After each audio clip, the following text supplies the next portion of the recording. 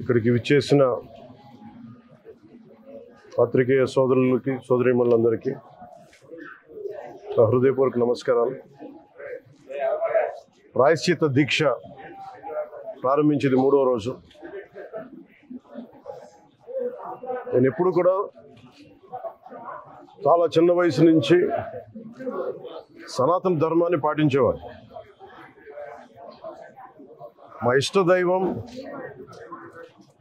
ఆంజనేయ స్వామికి ఎప్పుడు రామభక్తులం. మేము ఎప్పుడు భక్తి, ఆధ్యాత్మికత ఇవన్నీ కూడా ఇంట్లో ఇది మా స్వవిషయం అని చెప్పి ఎప్పుడు దీన్ని లోపలే పెట్టుకుంటాం తప్ప, లేదంటే అవసరమైన సమయాల్లో, పూజా సమయాల్లో, పండగల సమయాల్లో చెప్పుకుంటాం తప్ప దీనిని ఈ రకంగా చెప్పుకునే పరిస్థితిని ఎప్పుడు మేము అలవాట్లేదు. ఈ సగటు హిందువులో ఉన్న విధానం ఇది. ఎందుకంటే ఈ దేశంలో ఉన్న సగటు హిందువుకి ఎప్పుడు భయం ఉండదు. సగటు హిందువుకి ఏ రోజు కూడా ఇంకొక మతం మీద కానీ ఇంకో వ్యక్తి మీద కానీ ద్వేషం ఉండదు. విజయనగర సామ్రాజ్యం నుంచి అరబిక్ వ్యాపారులు ఇక్కడ గుర్రాలని అమ్ముకోవడానికి వచ్చి, విజయనగరం మహారాజుల గొప్పతనం ఏంటంటే సనాతన ధర్మాన్ని పాటించే వాళ్ళు గొప్పతనమైన వాళ్ళు వచ్చి అడిగింది ఏంటంటే, మాకు ప్రార్థించుకోవడానికి మాకు మస్జిద్ లేదు అంటే ఆయన కోట ప్రాంగణంలో మస్జిద్ కట్టించారు. సనాతన ధర్మాన్ని పాటించే వ్యక్తి తాలూకు విలక్షణం. అలాగే అనేక మంది సంస్థానాలు కానీ అందరూ కూడా పోర్చుగీస్ నుంచి వచ్చిన ఎవరు వచ్చినా, క్రిస్టియానిటీని తీసుకొచ్చినా కానీ అందరికీ సమానంగా ఈ దేశం తీసుకుంది. పార్సీల్ని తీసుకుంది లోపలికి, జొరాస్ట్రియన్స్ని తీసుకుంది. ఏ మతం వచ్చినా లోపలికి తీసుకుంది, ఇముడ్చుకుంది తప్ప ఇంకో మతాన్ని ఎప్పుడు ద్వేషించాల. కానీ ఈరోజు నేను మాట్లాడుతుంది ఈ ప్రాయశ్చితం దేనికి, ఈ దీక్ష అనుకుని నేను ఎప్పుడు మీ అందరికీ తెలుసు. 5 సంవత్సరాల వైసీపీ పాలనలో ఇదే దేవాలయంలో కనకదుర్గ అమ్మవారి రథం తాలూకు మన సింహాలు మాయమైనవి, కొన్ని ఇబ్బందులు తప్పులు జరిగినాయి అంటే ఒక్కొక్కరు ఎలా మాట్లాడారు వైసీపీ నాయకులు. వాళ్ళెవరు ముస్లిమ్స్ కాదు, హిందూస్ కాదు, వాళ్ళెవరు ముస్లిమ్స్ కాదు, క్రిస్టియన్స్ కాదు, హిందువులే అందరూ. పొద్దున్నేస్తే తాళ్ళు కట్టుకునేవాళ్ళు, బొట్లు పెట్టుకునేవాళ్ళే. కానీ ఒక తప్పు జరిగింది, ఒక అపవిత్రం జరిగింది అంటే పదవులు అనుభవిస్తూ ఉన్నవాళ్ళు, పొద్దున లేస్తే గుళ్ళకి వెళ్ళేవాళ్ళు, వీళ్ళు అపహాస్యం చేస్తూ ఉన్నారు, వీళ్ళు వెటకారం చేస్తూ ఉన్నారు. ఈ ఎంటైర్ ఈ విషయంలో వాళ్ళు మతం పుచ్చుకున్నారా లేదా నాకు అన్నీ తెలియదు. వైవి సుబ్బారెడ్డి గారు ఉన్నారు, భూమన కరుణాకర్ రెడ్డి గారు ఉన్నారు, వారి కుటుంబ సభ్యులు ఉన్నారు. ఎవరైనా సరే మీరు మతం పుచ్చుకున్నారా లేదా నాకు తెలియదు. అవన్నీ అది మీరు బయటికి చెప్పుకుంటారా లేదు నాకు తెలియదు. నేను అది కూడా మాట్లాడట్లా. కానీ మీరు బాధ్యత తీసుకున్నారు. మీరు హైందవ ధర్మాన్ని కాపాడుతానని మీరు బాధ్యత తీసుకున్నప్పుడు కాపాడాల్సిన అవసరం మీ మీద ఉంది. బోర్డుని మీరు స్థాపించారు, మేము స్థాపించాల. తప్పులు జరిగినాయి. తప్పులు జరిగితే వైఎస్ జగన్ గారు ఏం చెప్పాలి? ఒకవేళ నాకు తెలియకుండా మేము ఆయన బ్లేమ్ చేయట్లా.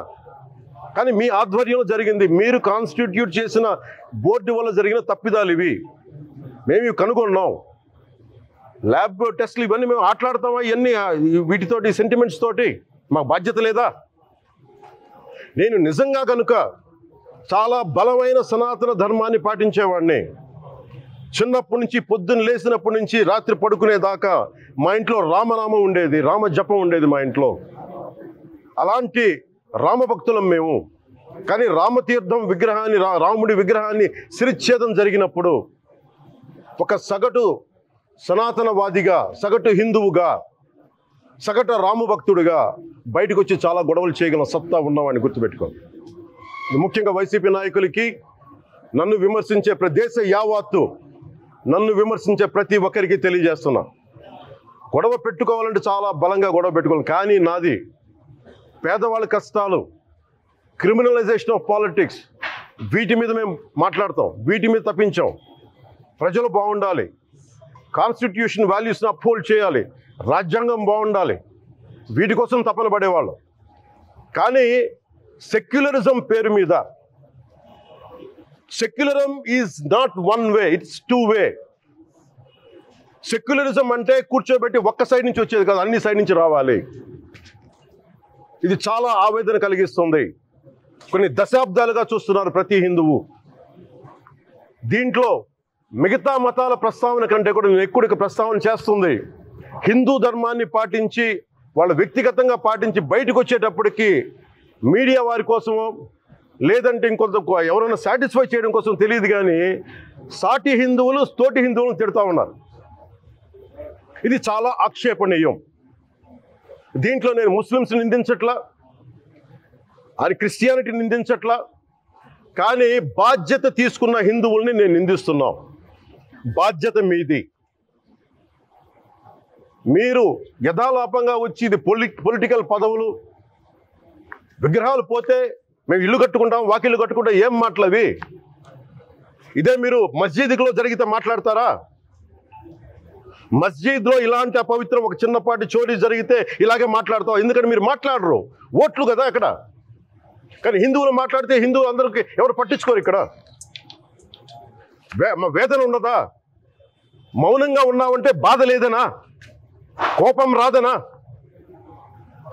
ఈ రోజుకి కూర్చొని చూడండి ఏం మాట్లాడుతున్నారా వాళ్ళు. ఆయన వాళ్ళ లాయర్ అంట, ఆయన ఎవరు ఏజీపీ అంట, పొన్నవోలు సుధాకర్ రెడ్డి గారు తిరుమల లడ్డుపై ఢిల్లీలో చేసిన కామెంట్ నా దృష్టికి తీసుకొచ్చారు.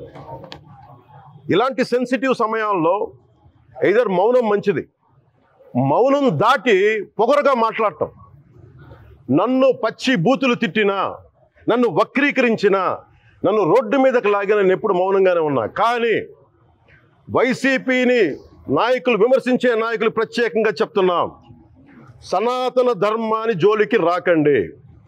తప్పు జరిగితే తప్పు జరిగిందని ఒప్పుకోండి, లేదా మాకు సంబంధం లేదని చెప్పండి. అంతేగాని మళ్ళీ అడ్డగోలుగా మాట్లాడితే ఎవ్వరూ క్షమించం. ఇక్కడ మీరు కూడా హిందువులే. పొన్నవోలు సుధాకర్ రెడ్డి గారు మీరు హిందువులే. నోటికొచ్చినట్టు మాట్లాడకండి. తమాషాలుగా ఉందా మీకు? సరదాలుగా ఉన్నాయా?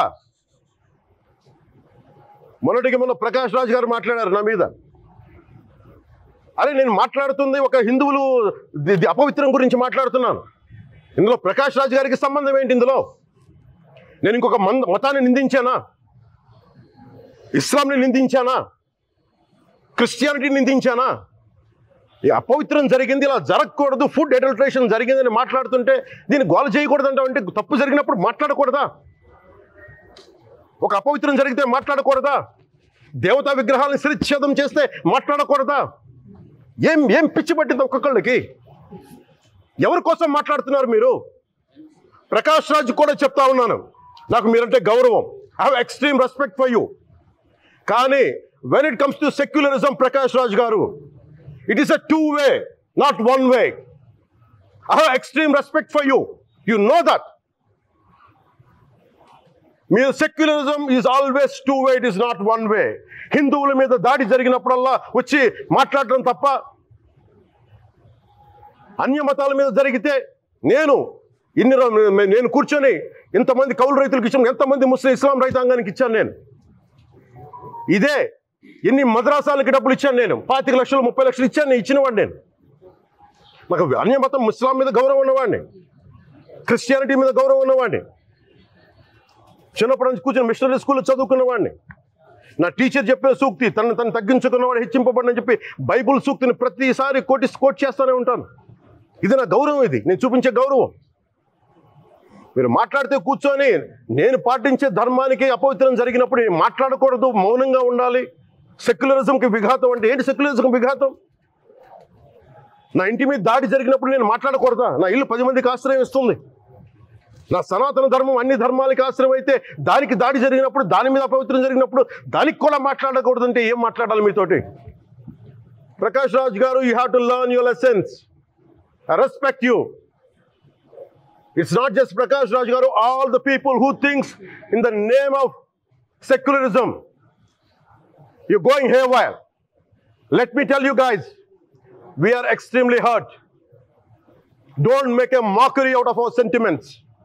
We are deeply, deeply hurt. It's not fun for you. Fun for you. Maybe it might be fun for you. It is not fun for us.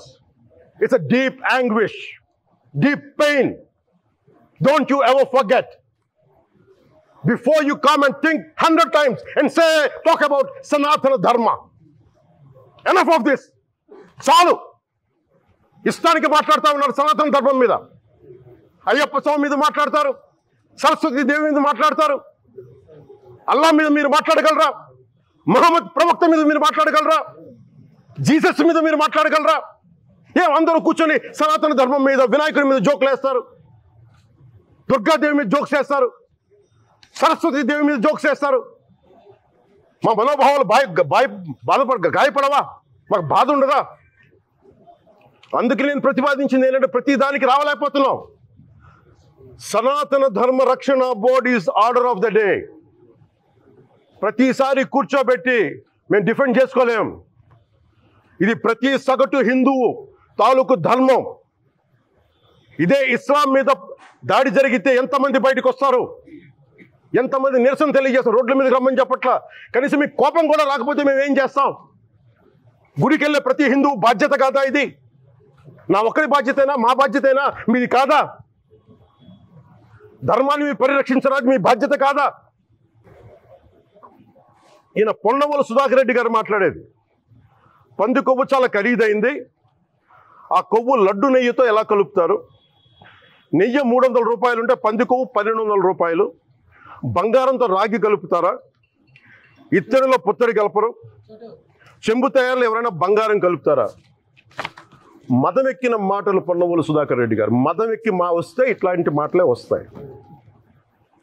మీరు నా మీద కోర్టులో కేసులు వేసుకుంటారో ఏమి చేసుకుంటారో చెప్తా. మీరు ఏజీపీలు కదా, మీ దగ్గర వేల కోట్ల డబ్బులు ఉన్నాయి కదా, వేసుకోండి కోర్టులో, చెప్పండి. సనాతన ధర్మానికి నోటికొచ్చినట్టు మాట్లాడితే మిమ్మల్ని అందరినీ రోడ్ల మీదకి లాగుతాం, గుర్తుపెట్టుకోండి. తప్పు జరిగింది, ప్రాయశ్చితం చేసుకోండి, లేదంటే మౌనంగా మాట్లాడకుండా ఉండండి అంతే.